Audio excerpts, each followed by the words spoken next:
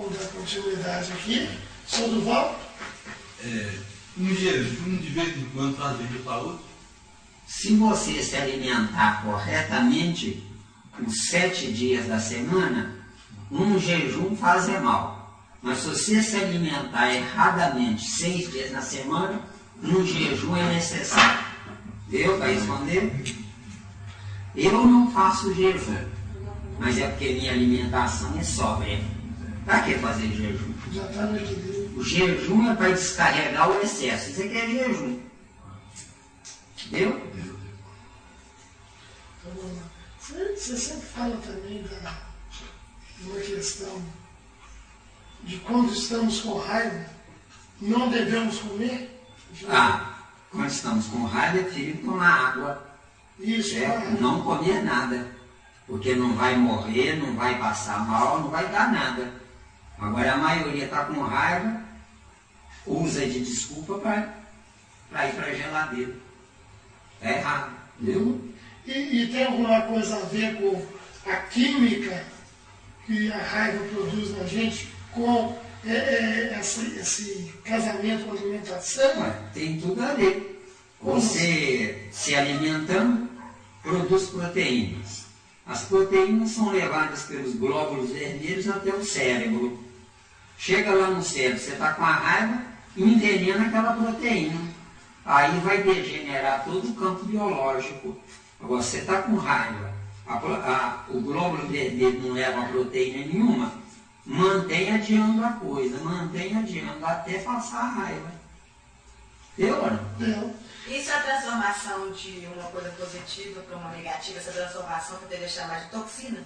A toxina. Toxina é o que acontece com a proteína envenenada pela corrente do pensamento. Porque o pensamento é que faz a digestão do alimento. Né? Eu me alimento, me sinto bem. O corpo de carne, ele se alimenta só da proteína. Agora, a proteína que vai ao cérebro primeiro e foi envenenada, eu vou envenenar o corpo de carne, entendeu? E, Miranda, eu li no livro, até sou do Walter que emprestou esse livro, como é que ele chama, seu Duval? Saúde e alimentação? Não a carne. Não a carne, né? E lá fala que o maior problema de ingerir a carne é que as bactérias do nosso corpo, que nós temos naturalmente, elas com o excesso dessa toxina, elas é que são fatores preponderantes para criar a fadiga. Exatamente, exatamente. A ingestão da carne de um século atrás, gente, não fazia bem, mas não fazia mal.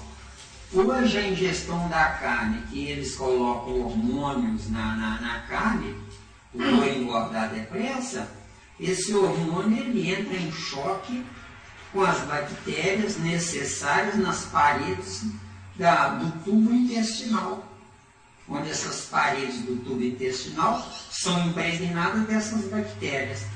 Vai o hormônio junto, essas bactérias se proliferam numa quantidade absurda e é o que faz a promoção de desastres biológicos daí para frente. Alguém falou sobre câncer, né? Câncer, gente, nada mais é do que uma ou mais células funcionando ao contrário.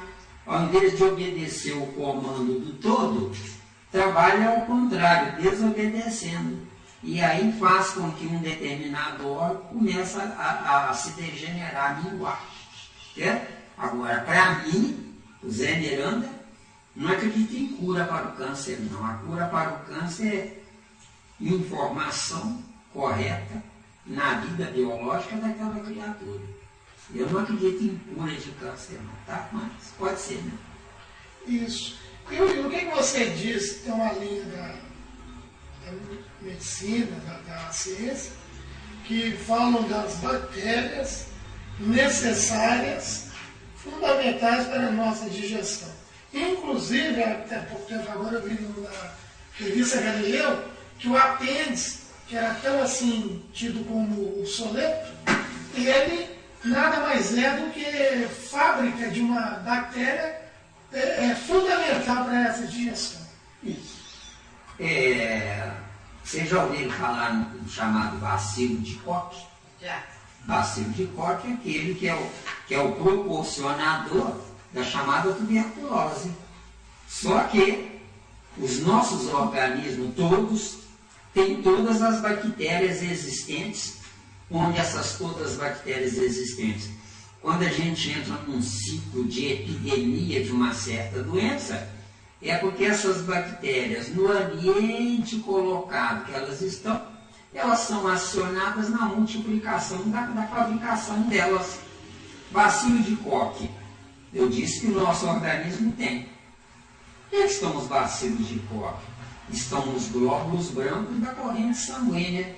Agora, se eu enfraqueço os glóbulos vermelhos por má alimentação ou alimentação errada, os bacilos de Koch dão vida maior aos glóbulos brancos. Não aumenta a quantidade de glóbulos brancos, mas enfraquecendo os glóbulos vermelhos, eles é que tomam conta da situação. Deu aí, não? Então quer dizer que essa questão da bactéria se adaptar ao nosso corpo ainda está dentro dessa nossa evolução. Acontece o seguinte. Essencial nisso. Acontece o seguinte, nego. O nosso corpo é em tamanho pequeno, tudo que existe no cosmos tamanho grande. Agora, se eu não sei administrar o meu corpo, mesmo em tamanho pequeno, o que vai acontecer? Meu corpo vai se degenerar. Essa degeneração não é para a morte do corpo, é para a vida do espírito. Porque se o meu corpo morrer, é porque o meu espírito não soube administrar o corpo. Está dando exercício. Né? Tá dando. Tá? Acontece o mesmo com o bacilo de Hansen? Nosso corpo também tem? A mesma coisa. A mesma coisa. Não é? Então tá bom. Tá, a gente mais um tempo. A gente pode viver sem nunca tomar café? Uma xícara de café gostosa em cima da mesa, uma nota de R$100. Eu perco a nota de R$100. Nós não precisamos do café. O café produz a chamada cafeína. Essa cafeína ela existe para ser usada na condição de remédio em casos excepcionais. Falando então do café, segundo alguns cientistas, né, eles falam que o café em doses moderadas ele é profilático contra gastrite, úlcera, mas quem tem gastrite e úlcera se torna um veneno quase mortal. Com certeza. Tem que entender o seguinte, gente. Tem coisas que eu sei que eu não devo comer ou beber. Mas essas mesmas coisas que eu sei que eu não devo comer ou beber, o meu organismo foi construído errado. Então ele ainda grita pedindo essas coisas. Então eu tapei o meu organismo. Por exemplo, só falou em café. Eu não bebo café. Mas eu tenho lá em casa um vidrinho com 50 gramas de café em pó, Nescafé. Não é? Esses 50 gramas de Nescafé, café em pó, dura para mim no mínimo 6 meses esse tempo. Eu vou tomar um leite quente de manhã, eu coloco 1/10 de 1 grama para tapear, colore lentamente. Quer dizer, essa quantidade tapei no meu organismo e não faz mal. Agora tem gente que bebe 1 litro de café por dia. E o beber de cerveja é bom? Beber de cerveja é excelente, é notável. Tem complexo D, né? Vitamina complexo D. Exatamente. O beber de cerveja é um elemento químico que poucos outros elementos têm. Poucos outros alimentos têm. Não é? É como um copo de cerveja por dia, é remédio, é saúde. Para você beber uma garrafa por dia é veneno, é doença. Viu? Ok. O vinho pela mesma forma. Eu compro uma garrafa de vinho que eu não fico sem vinho. Eu sou metido, viu? Uma garrafa de vinho para mim dura 1 mês. eu bebo um dedo no fundo do copo. No dia que me dá vontade, né? Todo dia eu prefiro um suco de uva, que faz menos mal, tá? Suco de uva pode beber à vontade. A vontade quer dizer até no máximo um copo por dia. A vontade não é 1 litro por dia, não. Porque o nosso mal é esse. Né? Vou tirar a barriga da miséria. Esse é que é o erro. Não é o uso, é o abuso. É o abuso, exatamente. Isso aí. Entendeu? Com equilíbrio, a gente pode comer de tudo? Equilíbrio pode comer de tudo. Fica entendido que as criaturas que já têm problema patológico em alguma área biológica, né? Ela tem que se abster, né? De algumas Alguma coisa. Por exemplo, o diabético, né? Tem diabetes tão grave, tão crônica, que a pessoa traz da segunda ou da terceira encarnação anteriores. Vai trazendo a genética. Não é? Eu conheço uma senhora lá que eu dou orientação lá no prédio onde eu moro. Ela não ingere açúcar e é diabética. Por quê? Trouxe da vida anterior. E para convencê-la que ela trouxe da vida anterior? Aí alguém já me perguntou, mas se os pais são novos, são outros pais, como é que pode trazer da vida anterior? É porque os pais são adequados à minha vida anterior e não neutros.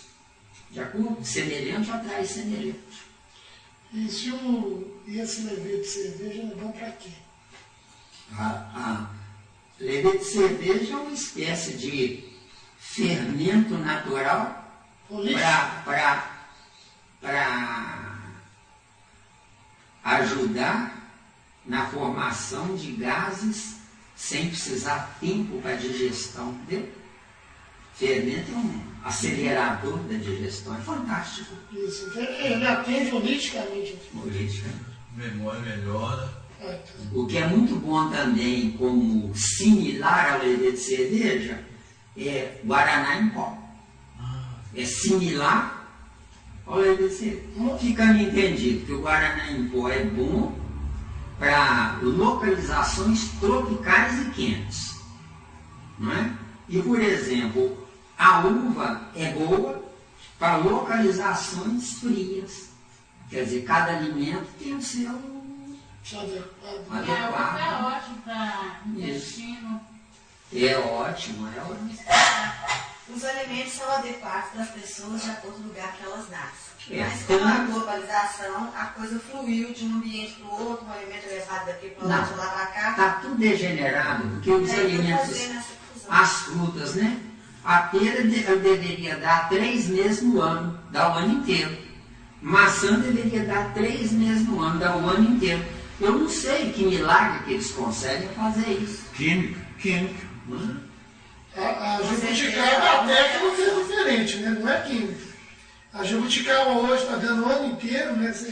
Esses agricultores aí de ponta aí, porque criaram-se um tanque onde a raiz, né, tinha que alcançar uma profundidade para depois a jabuticaba começar a dar. Hoje esse tanque de ardose induz ela a produzir fora do tempo. Fora do tempo. Se vocês analisarem com calma, vocês vão ver que a jabuticaba de ontem, certa, da estação, tinha um sabor, a de hoje deve ter. Ela é mais choca, né? Não tem Sem isso. vida. Meu avô me disse uma vez que um pé de jabuticaba leva mais ou menos 10 anos para começar a dar jabuticaba. Um pé bom de jabuticaba. Isso, Jesus já tem que a jabuticaba vai ter qualidade. Jabuticaba. Jabuticaba. Hoje a muda já vem com jabuticaba. Evoluiu, né, meu? Isso é evolução. Então vamos lá. Agora que numa alimentação desregrada para um passista, quais o que acontece com o passista que vai aplicar um passe para uma alimentação desregrada? Vocês sabem que o passista, ele fornece, não é a energia dele, ele fornece a energia do plano espiritual que passa por ele. Se tiver uma alimentação desregrada, ele vai envenenar na origem dele esse fluido, o coitado que tomou o passe, entendeu? O além espiritual manda para o passista. Passa no campo biológico do passista, biológico, e sai para o destinatário. Entendeu? Então, um passista que não tem juízo alimentar é preferível fazer outra coisa. Dá para ele uma vassoura e um balde é melhor. Uma vassoura e um balde. Dependendo da forma desregrada da alimentação das pessoas, ele pode estabelecer uma parceria espiritual com desencarnados, doentes? Com toda certeza, passo a passo. O que isso ocorre para os dois? Um ignorante desencarnado que morreu e está lá com saudade de comida, ele gruda em simbiose, é uma pessoa assim, que é gulosa. Uma pessoa que é gulosa, ela come o dobro, precisando da metade. A outra metade que come é para saciar pelo aroma, se for uma comida quente, pelos vapores da comida quente, alimenta o desencarnado. Agora a massa fica para o corpo daquela criatura, formando a chamada obesidade. Entendeu? Isso ocasionando prejuízo para os dois. Prejuízo para os dois. O que está lá fica fora do tempo dele, então não tem programação para ele encarnar. Quer dizer que o encarnado está prejudicando ele do lado de lá. Né? E ele do lado de lá, porque o encarnado não sabe viver, o encarnado também está inutilizando a sua encarnação. É a mesma coisa que ocorre com quem se droga e bebe. Mesma coisa. É a mesma parceria. Fica entendido que quem se droga e bebe por doença, né? Essas criaturas são espíritos que não deveriam estar na Terra. Estão porque nós estamos embriagados na preguiça mental, viu? A maioria, estou bem, estou ganhando bem. Para quê? Me preocupar. Só quem está bem, ganhando bem, é o corpo, porque o corpo é que precisa de coisas. O espírito não precisa de nada. O espírito precisa da saúde do corpo para ele estar bem. Entendeu? E o senhor passa ainda aqui, pergunta se e como é que fica, se existe mesmo esse isolamento quando um passista ele é desregrado, se ele é isolado e aquela pessoa que o paciente vai receber diretamente do... Isso é piada de mau gosto, é abusar da nossa inteligência. Agora, quem não gosta de pensar, isso aí é válido, é um prato cheio, não gosta de pensar. Agora, para quem pensa, vê que isso é um absurdo, não é?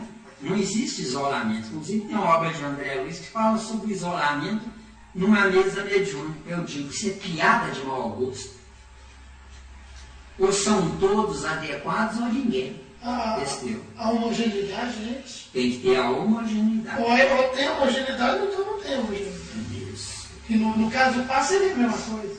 E o grupo passista tem que ser homogêneo também. E quem dirige uma reunião mediúnica deve ficar de olho. Se captar que um médium tem restrições com outro médium, é preferível tirar um dos dois, entendeu? É absurdo, é. Aí vem os ingênuos e dizem assim, mas e a caridade? A caridade não é para beneficiar o médium. A caridade é para beneficiar o plano espiritual. Eu só beneficio o plano espiritual se existe o que você falou, homogeneidade, entendeu? Você acha comum existir esta homogeneidade nas reuniões mediúnicas no centro de hoje? Se o diretor da reunião mediúnica se preocupar com qualidade, nunca com quantidade, Agora, se estiver preocupado, eu não vou ofender fulano, não vou ofender ciclano, quer dizer, é um movimento recreativo na condição de droga mediúnica, entendeu? A gente vive numa fase hoje, que a maioria das pessoas acha que mediunidade é privilégio. Que as pessoas que têm essa mediunidade são privilegiadas. estão invejados. Ah, eu não tenho nada. Algumas pessoas veem e falam assim, ah, que dó, não vejo nada, não escuto nada, não sinto nada. Não, eu queria ser igual fulano, vê, fala, escuta. Não, Chico Xavier da vida. Né? As pessoas ainda acham até hoje que os médicos são privilegiados, quando a gente sabe que eles são os mais endividados. Ó, menina, por favor, abre bem o leque nisso aí. Eu quero. Viu? Pode ver mesmo, porque essa Eu quero na sementinha. Isso é coisa muito gritante no meio espírita. A gente vê a idolatria que as pessoas têm com os médios. Isso. Na sementinha, Miranda. Gente, nós temos que abrir os olhos, gente. Mediunidade. Mediunidade não corresponde de fato mesmo, a ver ou sentir, ou ser psicógrafo, ou ser psicofônico. Isso não é a verdadeira mediunidade. A verdadeira mediunidade é a criatura que busca se limpar mentalmente, onde nessa limpeza mental, uma criatura bem intencionada, que não vê espírito, não recebe espírito, nem nada disso, ela pode estar muito mais bem alicerçada do que quem vê e que recebe espírito. Porque se eu vejo, se eu recebo, eu vejo o quê? O que me mostraram ou a verdade? Eu recebo espírito, eu recebo um lixo que morreu, ou eu recebo algo que vale a pena? Está entendendo? Então, gente, mediunidade ao pé da letra, todos somos médiums. Fica entendido que os médiuns ostensivos são médiuns que têm débito no cartório, débito grosso, bravo. Por quê? É o que a gente sabe. Porque o médium ostensivo é aquele que deveria estar no século 25 ou 30 e está no século 21. Isso é que é médium ostensivo. E por que é ostensivo e não intuitivo? É porque degenerou tanto que o espírito pega o cara no colarinho e na amarra e diz, você vai ter que me tolerar, você vai ter que me engolir de qualquer jeito. Agora, o que eu estou querendo dizer é que, eu não sei se, eu acho assim, que os espíritas de hoje, eles assim, estou falando sem querer ofender ninguém, eles gostam de alisar banco de centro igual alisar banco de igreja a vida inteira. Estudaram, gostam. Aí a gente vê sempre aquele mesmo fato, os médiums são idolatrados em centros. Olha, São gente, idolatrados. um médium de sustentação pode dar origem a uma reunião mediúnica, mas um médium ostensivo sozinho, ele não tem como dar início a uma reunião mediúnica. Por que se ele é ostensivo? Porque se ele é ostensivo vaidoso, ele não tem sustentação, viu? Está claro? Que a sustentação não está apenas nos médiuns de sustentação ao lado dele, mas a sustentação depende primordialmente dele mesmo. Porque o médium certo, ele se autossustenta, viu? Agora, se recebe espíritos sofredores, etc., precisa da sustentação, para não botar nas costas de um só uma carga excessiva de energia deletéria e asmática. Está dando aí? Até porque eu acho que uma pessoa, um ser, quando ela evolui, ela não precisa ver para crer, nem ouvir para crer. Aí, garota, você falou tudo. Ela pode simplesmente estabelecer uma comunicação dessa forma inteligente que você falou. Eu me proponho a me melhorar. Intuitivamente um espírito que está enxergando isso em mim se aproxima e nós vamos nos beneficiar. Ô, gente, eu antes de entrar com a doutrina espírita, eu tinha uma evidência que vocês não podem imaginar a grandeza dela. Eu sentia o amigo espiritual do meu lado. Eu via imagens que dava para tocar. Quando eu entrei com a doutrina espírita, que descobri a doutrina espírita, tudo isso desapareceu. Por quê? Porque a minha boca falando é mais importante do que meus olhos vendo, porque tudo é a sua hora, certo? Uma criatura que não tem desenvoltura verbal, a evidência dela pode ser notável e vai ser útil. Agora, quem tem uma boa desenvoltura verbal, a evidência vai atrapalhar, viu? Tá dando? Ah, mas perdeu a evidência? Não. O plano espiritual foi generoso, me anulando desta área para que eu possa ter mais intensidade na outra área. Mais qualidade na outra área. Então é inveja dentro de casa espírita, a gente ser piada de mau gosto. Porque ter inveja de um médio ostensivo, médio ostensivo é mais velho do que eu, errou mais do que eu, deve mais do que eu. E não é melhor do que você. E não é melhor do que eu. Essa outra pessoa não sabe o que é um médio ostensivo. Isso quer dizer, Eu vou ser desinformação. sincero, eu não acredito que seja a palavra inveja, não. É algo diferente, não é inveja. Gostaria de estar no lugar de... Eu sou sincera, não pode ser a palavra inveja. Tá me entendendo? É o que então? Defina, faz a sua definição. Eu não sei explicar. É felicidade de saber que o fulano tem aquela oportunidade de ver, vamos dizer assim, um espírito aqui por perto, falando com ele, escrevendo o que ele está falando. Meu modo de pensar, eu acho que é uma felicidade. Porque eu me sentiria feliz se eu tivesse essa oportunidade de poder ajudar aquele do qual necessita de ajuda. Não sei. Essa é a sua visão. Você concorda que você precisa de ajuda? Claro que Essa eu concorda. preciso.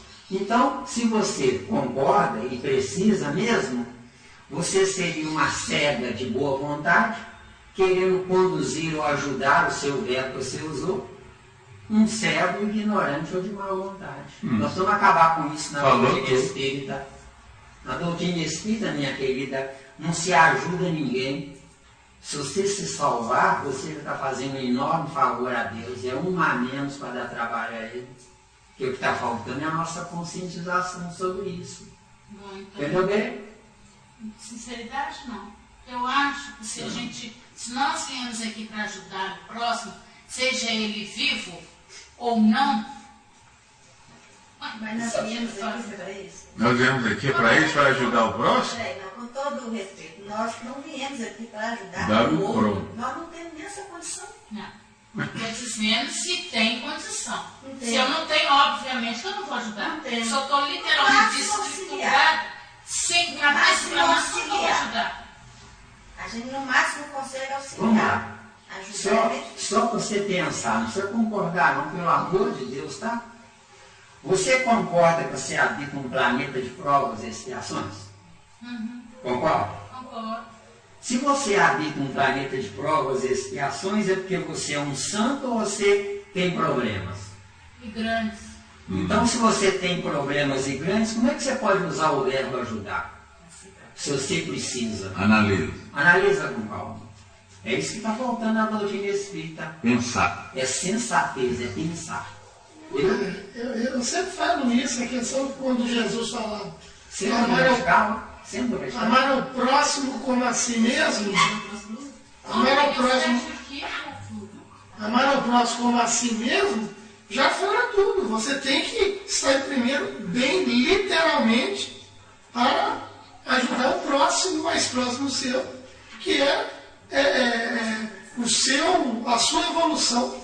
Mas é o que eu falei, eu não posso ajudar o outro se eu não estou bem. E isso automaticamente, se você estiver dentro desse preceito do Cristo, você vai ser uma vitrine para essa pessoa. Ela vai te invejar. Ela vai te invejar e vai falar assim, o que é de na face para estar tão bem? Isso aí, automaticamente, você se mantendo bem, já está sendo exemplo disso. Agora, você corre o sério risco de querer, com veemência, ajudar uma pessoa materialmente falando, se tornar a bengala dela, ou se tornar um corpo protozoário que ela vai virar em torno de si. E ela vai avançar e você vai ficar tomando conta dela. Viu? Até porque a visão é limitada, né? Carregar duas coisas, carregar Não, Seu se José tiver. Cristo abre a boca. Quando abre.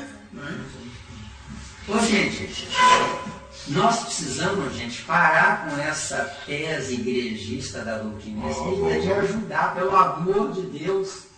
Doutrina espírita é ciência, é desvairado e desconhecido. questão 2 do Livro dos Espíritos, que se deve entender por infinito. Resposta magistral, o desconhecido.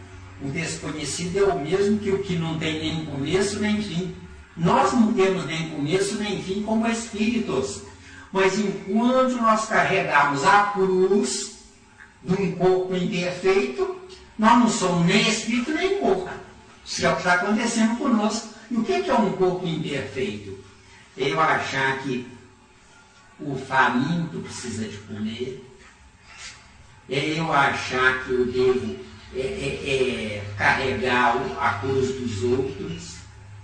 Infelizmente, minha amiga, eu gostaria de estar errado com toda sinceridade, mas infelizmente, gente, se eu cuidar dos outros, eu não cuido nem de mim nem dos outros. Planeta de provas e expiações é um planeta mentira, onde os habitantes juram ser verdade. Deu? Deu aí? Com certeza. Um paradoxo tremendo. Isso é aquilo que as pessoas insistem nesse caso existencial, que nessa utopia que há salvação nessa visão política, né, de ficar dando esmola aos miseráveis, mantendo o miserável mais miserável. A esmola é exatamente dar o que não tem.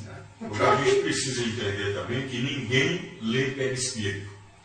Né? É que eu falei da visão limitada. E um ponto-chave: A visão ninguém limitada. tem moral para ensinar Deus a ser pai. Garoto, olha você Esse menino fez a lei que ele ditado. A fruta nunca caiu no pé. Mas, Miranda, Ele não quis ficar aqui. não quis ficar aqui. Utopia, né? nós temos que... Você está num paradoxo, não. Você conheceu ele, o Nilinho, né? O mais velho. Quando ele era pequeno, ele via. E geralmente eram coisas assim que perturbavam muito ele. E ele não, eu gosto disso, não quero, não gosto, né, amigo?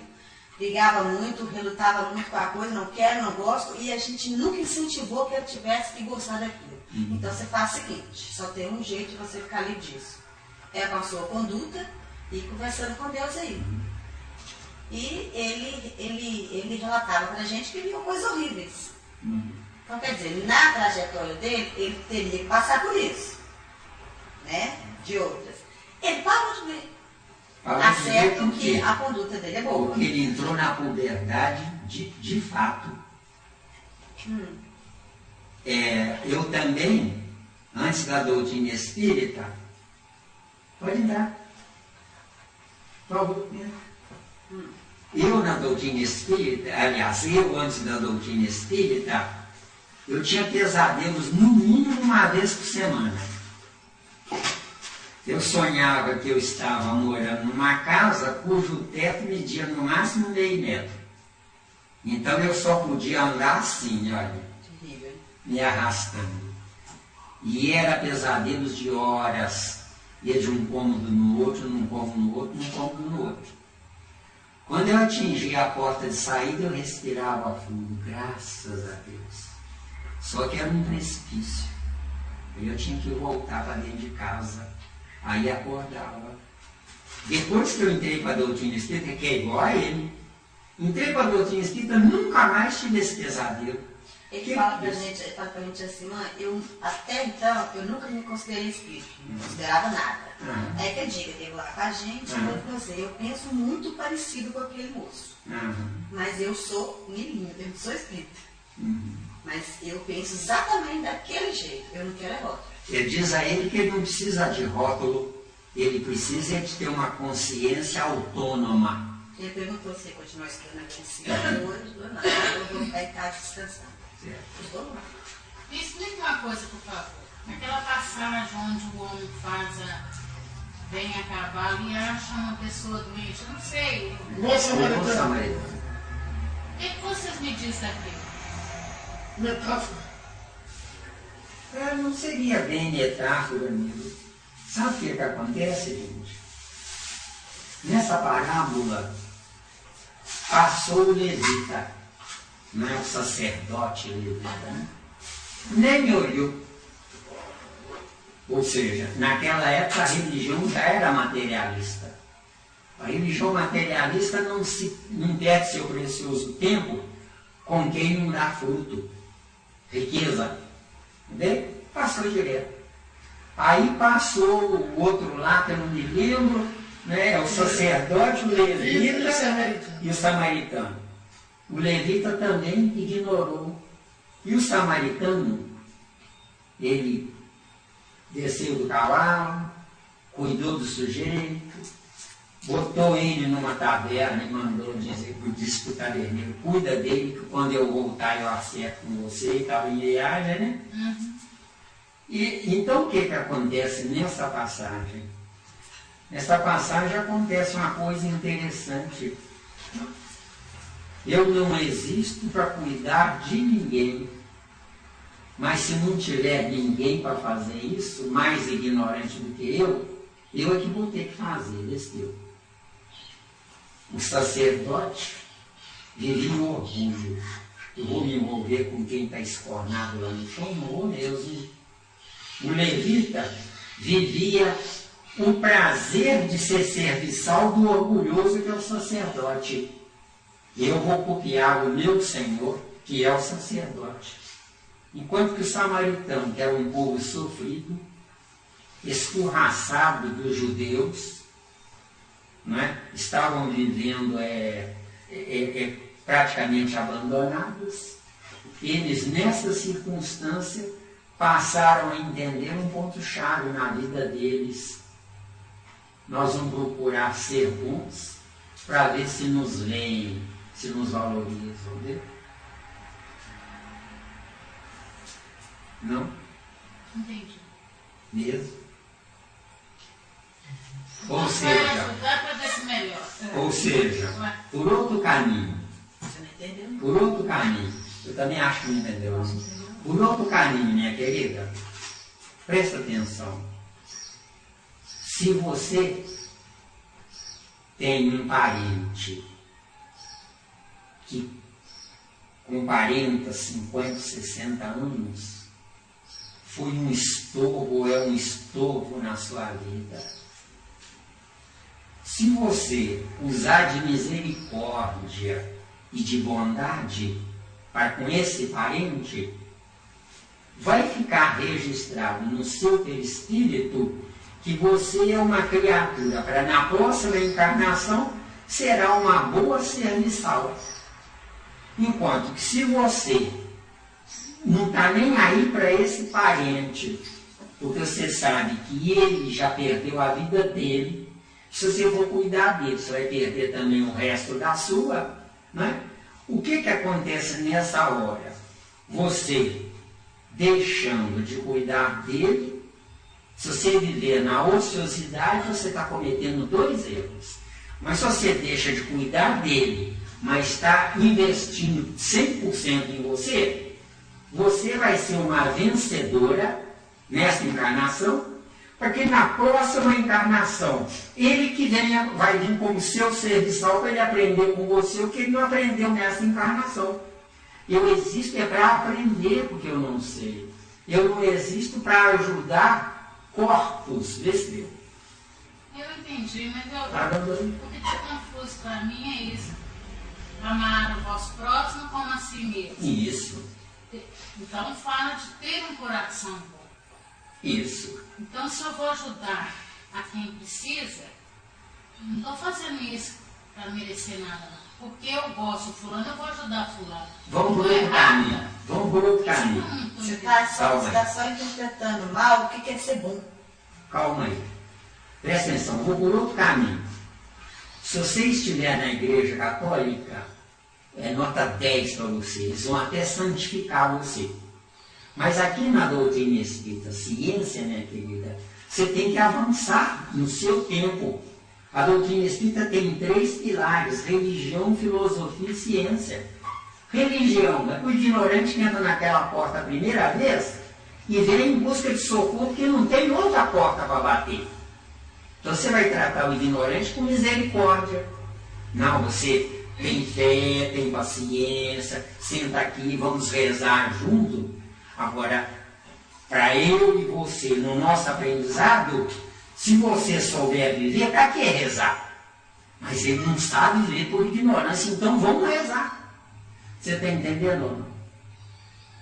Ou seja, minha amiga, se você se salvar, essa pessoa que você ignorou, essa pessoa ignorada, amanhã, você salva e melhor, vai poder ajudá-la de fato. Porque o que estava escornado na estrada, doente, ou porque foi assaltado, né? Esse que estava lá, que foi assaltado, de fato mesmo, por que ele foi assaltado? Porque existem ladrões. Se existem ladrões, existe desigualdade humana, Lesbeu. Então você vai querer combater a desigualdade humana matando você? Pensa com calma. Está entendendo? Pensa com calma. Sistema. Só quer falar? Não, é porque eu sei que não é o tema, não, mas eu cheguei e peguei já o bonde andando. O senhor falou que sonhava, tinha pesadelo. Isso, Eu sempre tinha pesadelo, de vez em quando ainda tenho. Porque eu estou dirigindo um carro, mas o carro não tem nada, eu que estou, sabe? Eu não consigo tomar rédea da minha vida. Né? É porque nas suas entranhas, minha amiga, você em vida anterior, você passou por isso. Hoje você está tendo uma oportunidade ambiental diferente, onde lhe mostra o carro da época de hoje. Mas na vida anterior não existia carro. Então foi feita uma adaptação do plano espiritual para mostrar a você que você tem que cuidar do equilíbrio administrativo do seu corpo para que você possa dirigir corpos estranhos, que no caso seria o carro. Deu? Deu aí? Isso aí. E também lembrando a região da metáfora da parábola do bom samaritano, que o homem descia de Jerusalém em Jericó. Então, quer dizer, teve uma decaída. Teve uma decaída. Baixou também a sintonia. Baixou a sintonia. Mas então ele estava dentro ali do quê? Do livre-arbítrio dele, dentro daquela condição que ele estava vivendo. Exatamente. Ao nível do mar tem mais hidrogênio e menos oxigênio. Falou também. No morro tem menos hidrogênio e mais oxigênio. Aí a gente entra em metabolismo aí desenfreado, que é mais ou menos o seu. Entendeu? Deixa eu só fazer uma colocação aqui. Ela pode, não pode? Pode. Então tá bom. Quando ele falou aquelas palavras que ele falou, ele captou mais ou menos uma coisa que eu queria ter falado antes, que a nossa visão ela é muito limitada para servir socorro. Eu vou citar um exemplo, quero que vocês me ajudem, porque eu não li esse livro não. No livro de André Luiz tem uma parte que trata de quando ele estava, não sei em que lugar, que chegou uma determinada pessoa, era uma mulher batendo a porta, ele só viu ela e se conduiu dela. E era para ter se conduído mesmo só a nível de olhar. Era a mulher aqui. A mulher dos abortos, né? Ela viu. Isso é no nosso abortos. André Luiz vendo ela não sabia. Então ela chegou desesperada na porta. Ele estava onde? Eles estavam na colônia Nosso Lar. Essa mulher do lado de fora pedia ajuda. Aí uma mulher batia na porta, Edna. Isso que acontece com a gente quando a gente vê o sofredor só com os nossos olhos e não vê do que ele precisa. Aí a gente fica com essa pena, né, que você está querendo dizer, e que eu não posso ajudar o outro.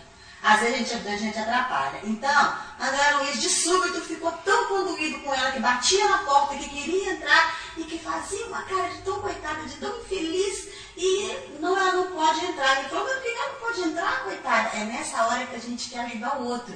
Com essa visão que a gente tem. Porém, era o Clarício.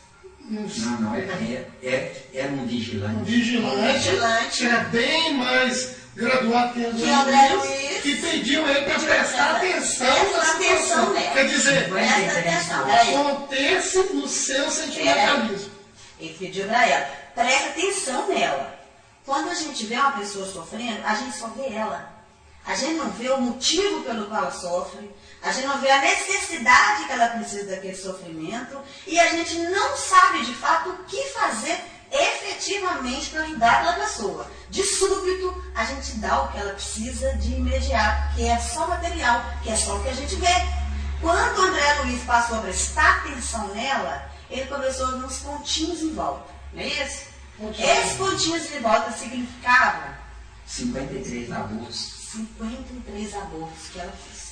Quando ele conseguiu visualizar, viveu disso, e não vem ninguém falar que não sabe que aborto é errado. Até o fato de fazer aborto é horrível, é brutal. É brutal. É brutal. Se a gente vê fazendo, a gente desmaia. De tão feio que é. Então, a gente tem que tomar cuidado, que a gente só sente pena porque só vê a matéria. A gente pode pensar assim, eu não entendo como ele fala que eu não posso ajudar outra pessoa. Isso é muito cruel para ser falado. Porém, às vezes a pessoa estar naquela condição é o que é melhor para ela.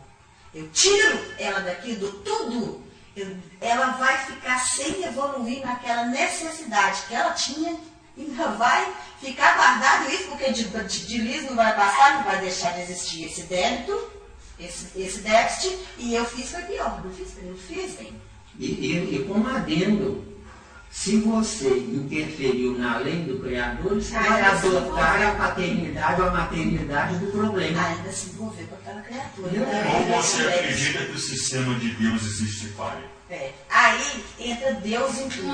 Se Deus permitiu, por que eu vou sentir pena? Eu posso ser um auxiliador das pessoas. Ele não está falando também para não dar nada para a pessoa, não. Dá lá o auxílio que ele precisa, mas não tira ela daquela condição de todo, de tal, não, porque se ela está ali, ele fica preciso. Aí você fica burro, né? Isso. Então é um merecimento do fulano passar por aqui. Senão Deus não seria justo, e Ele é onipotente em bondade, em ciência, em tudo de bom que existe. Eu, como mãe, por exemplo, não seria capaz. Eu, como mãe, eu, como mãe, por exemplo, não seria capaz de pegar meus 3 filhos, 2 bonzinhos e 1 avacalhado, pegar essa avacalhada e plantar o pé nele. Eu não consigo fazer isso. Mas eu sou simplesmente eu. Deus faz. Ele é pior que eu. Deus fez isso com o filho dele. Você vê filho dele bonitinho e feio. Né? Rico, pobre. Miserável e extremamente rico. Ele é pior que eu. Ele deve saber o que está fazendo. E ele deixou o filho dele para ser crucificado. Né? Como o Jota disse ali, né? Nós não temos evolução para ler perispírito, né? É isso. E no fechinho de bodas, e no fechinho de bodas, enfatiza isso do André Luiz. É a túnica nupcial, não é isso? Que é o ponto de mutação fundamental para a gente não fazer bater na técnica da burrice, estão batendo. Agora, verdade, eu não pode ter pena, não, né? Você, vamos dizer que você tenha 2 filhos. Um bonzinho, só falta adivinhar seus pensamentos. O outro é uma pestinha. Qual dos 2 está evoluindo? O bonzinho, que só falta adivinhar seus pensamentos, ou o pestinha? Na minha opinião, o pestinha está evoluindo mais, Miranda, porque ele está conseguindo dar a razão que ele é. Isso. E o bonzinho... O outro pode estar reprimindo. O bonzinho é uma criatura que em vidas anteriores ajudou os outros esquecendo de si mesmo. E os bonzinhos não são mais felizes que os pestinhas. Garota bonita, Nilo, olha, com uma calça rasgada. Miranda, essa passagem aí é para o pessoal pesquisar parábola do filho pródigo. Essa passagem. Lindíssima. Tem até um livro da Joana de Anjos falando sobre isso. Realmente. Muito bonito isso. Nossa. E muita gente acha que aquele que ficou com o pai é que é o bacana, o que foi, que não é bacana, está totalmente equivocado. Aliás, quase tudo que eu falo está em Kardec ou no Novo Testamento. É a base. É a base. Então vamos lá, o câncer. O câncer, as suas raízes, de onde, por quê, o que, como, e o perispírito, o que tem participação nisso? uma forma holística de câncer. Na semente, Miranda. Na semente. Hoje você dá pão duro, você dá pão duro. Na sementinha. Você quer a resposta para não precisar mais dizer Miranda. Sem malvadeza, né? É uma criação, hein? Vou segurar você. Acontece o seguinte, gente. Câncer é degeneração do campo celular, como nós já dissemos. O câncer, se nós tivermos uma alimentação correta e um modo correto de pensar, isso não vai existir câncer. Há 100, 200 anos atrás não existia essa doença. Pode analisar nos anais da medicina que não existia isso. Agora, por que existe hoje? Porque o planeta Terra está num lugar geográfico mais avançado intelectualmente, mas o ser humano ainda retém o sistema antigo de é só caçar e comer o bicho. Entendeu? E não é por aí. Eu tenho que entender que eu tenho que buscar a minha asepsia estomacal, viu? Se assistem não, tá? Hoje em dia a gente vê até cachorro com câncer. Vai ver tudo, é. Então quer dizer, o câncer seria uma borracha aí de Deus. Hein? Isso. E por que existe gente feia e gente bonita? Será que Deus ele errou ao fabricar gente feia? Não. A pessoa feia é porque ironizou, criticou a feia da vida anterior. Grudou nela. Não é? Aí ela voltou para poder sentir na pele. Voltou para sentir na pele só, não, minha amiga, eu sou o que eu penso. Se eu ver feiura nos outros, eu tenho que me olhar no espelho e pensar, meu Deus, estou vendo aquela pessoa tão feia. Eu vou me analisar com calma para ver se eu também, se eu sou bonito. Não é? Porque eu sou o que eu penso, nunca se esqueçam disso. A pessoa bonita deve pedir perdão a Deus de estar ofendendo quem é feio, viu? É uma utopia. Parece até um absurdo. Vocês não querem aprender direito a doutrina dos espíritos? Então, uma pessoa bonita deve pedir perdão a Deus de estar ofendendo o feio. Vai continuar bonita. Mas isso é certo mesmo. Eu ainda no final falando horroroso, falando isso aqui terrível, né? Uma pessoa rica, por exemplo, olha para o céu e diz, graças a Deus, sou rico. Quer dizer, que está condenando Deus por ter fabricado pobres, viu? Quer dizer que nós temos... Sabe quando passa uma moto barulhenta, eu falo assim, se eu tiver um dinheiro, eu vou acabar com tudo? Você vai ser dona de oficina de consertar moto. Para consertar as motos fazem barulho. Onde está o seu tesouro? Mas você vai trabalhar na oficina arrancando todo o tanque de descarga. Aí vai perder todos os clientes, ela vai acordar. Não, eu não posso agir assim. Eu não gosto de falar nada que gosta que vende. É meu público disso. Miranda, ainda sobre o câncer, tem uma linha no nosso meio espírita mesmo que diz que o câncer, quanto mais ele aumenta no corpo físico, mais ele diminui, ele vai diminuir no campo espiritual. Já tem outra linha, eu já li também em outras literaturas aí, que diz que isso é pura piada, que não existe isso, que a pessoa pode desencarnar e no plano espiritual continuar com aquele câncer ainda lá. O que você diz dessas duas? O câncer, ele existe apenas no campo biológico, mas se reflete no campo perispiritual. Então, quem morreu com câncer nessa encarnação e não tomou uma providência mental, vai renascer na próxima encarnação com aquele defeito patológico na próxima encarnação. Com pessoas obesas, terrivelmente obesas, que não comem nada e são obesas.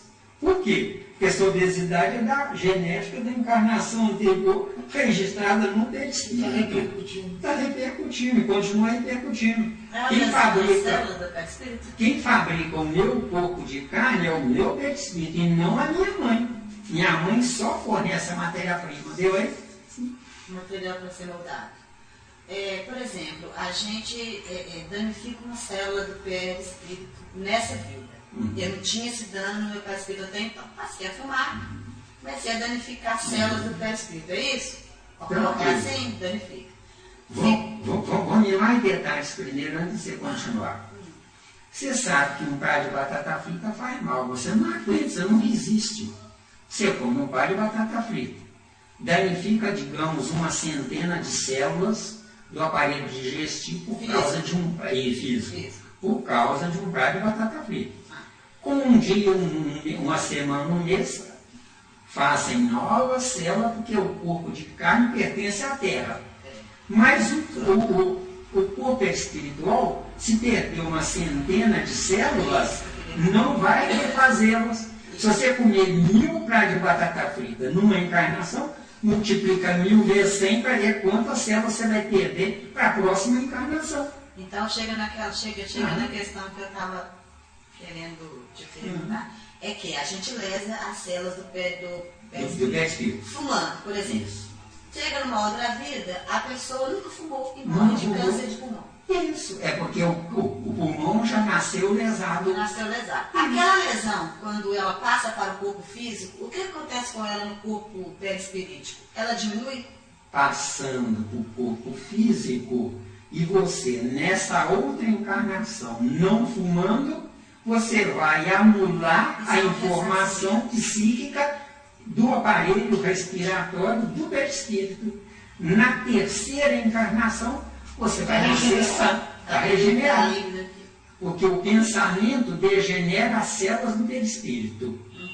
E as células do corpo biológico são reestruturáveis, são reconstruídas. A gente vai deixando de ter o perispírito quando a gente vai conseguindo mantê-lo dessa forma, cada vez mais leve, menos lesado. Não, você nunca ficará sem perispírito. Então, quando passar para a condição de espírito, você vai carregá-lo ainda com ele? Você nunca ficará sem perispírito. Mas em que teor?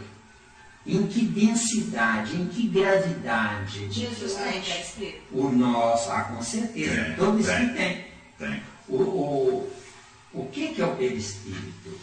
O perispírito é a materialização do pensamento. Só isso. Materialização do pensamento. No nosso caso, o nosso perispírito é semimaterial. Por quê? Porque a parte material está vinculada ao reino animal. Se eu faço coisas erradas, eu sou um animal que raciocina. Deu? Deu aí?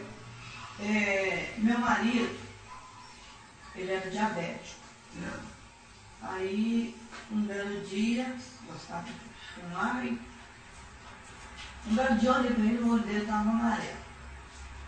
Aí começou a caminhar. Foram 2 anos de luta contra o câncer. E ele faleceu com câncer. Mas assim, ele não frequentava coisa, mas ele tinha conhecimento da doutrina. Tanto que no final da vida dele, muitas madrugadas, ele ficava me pedindo para ler o Evangelho, me perguntava como é que a gente que frequentava, que entendia, o que eu, dentro da minha ignorância lá, eu passava para ele.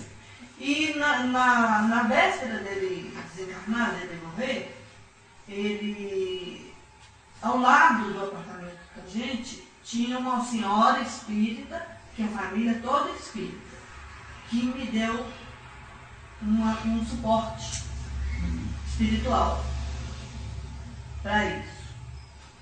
Então, ele já veio lesado, lesou mais ainda, e vai voltar para poder consertar ou piorar?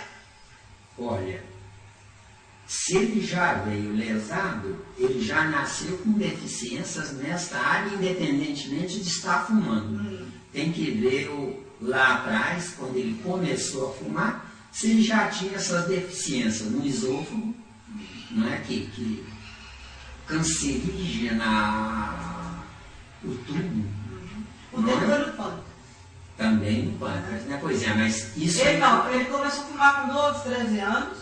Então não, nessa quando ele teve diabetes, Ele já tinha 29 para 30 anos. Então foi nessa encarnação. Se ele tem a família que o protegeu, essa espírita, com toda certeza vai ajudá-lo a renascer de pais espíritas para dar sequência à ajuda. Mas depende só dele, não dessa ajuda externa. Deus?